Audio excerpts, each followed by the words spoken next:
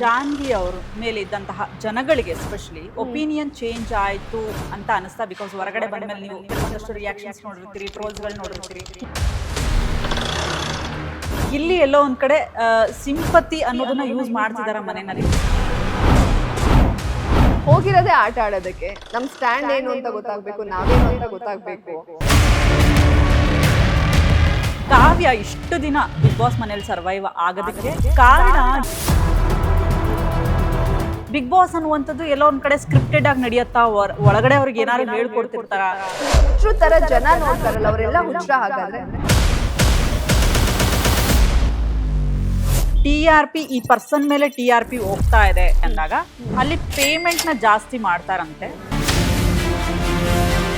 ಜಗದೀಶ್ ಅವ್ರದ್ದು ಇಂಟರ್ವ್ಯೂ ಮಾಡಿದೆ, ಅವ್ರು ಹೇಳ್ತಾ ಇದ್ರು ಈ ತರ ಒಳಗಡೆ ಇದ್ದಿದ್ರೆ ಅಲ್ಲೇ ಗ್ರಾಚಾರ ಬಿಡಿಸ್ಬೋದಾಗಿದ್ದೇನೋ. ನಾನು ಇವನ್ ಮದ್ವೆ ಆಗ್ಬೇಕಾದ್ರು ನಾನು ಬೆಂಗಳೂರು ಅವ್ರನ್ನೇ ಮದ್ವೆ ಆಗೋದು, ಇಲ್ಲೇ ಅಲ್ವಾ ನಮಗೆ ಜಾಬ್ ಆಪರ್ಚುನಿಟೀಸ್ ಎಲ್ಲ ಅಂತ ಹೇಳಿ ನಾನು ಆ ಥರ ಅಲ್ಲಿಂದ ಕನ್ಸ್ಕೊಂಡವಳು. ಲೈಫಲ್ಲಿ ನಾವು ಕಷ್ಟ ಅಂದ್ಕೊಂಡ್ರೆ ಕಷ್ಟ ಅನ್ಸುತ್ತೆ. ನಿಮ್ಮ ಹೆಣ್ಮಕ್ಳನ್ನ ನೀವು ಅರ್ಥ ಮಾಡಿಕೊಂಡು ನೀವು ಅವ್ರನ್ನ ನಂಬಿದಾಗ ಯಾರು ಜಗತ್ತಲ್ಲಿ ಯಾರು ಏನು ಮಾಡೋಕ್ಕಾಗಲ್ಲ. ನಾವು ಒಳ್ಳೇದನ್ನ ವಿಶ್ ಮಾಡಿದ್ರೆ ಅದು ಒಳ್ಳೇದೇ ಆಗುತ್ತೆ ಅಂತ ನನ್ಗನ್ಸುತ್ತೆ.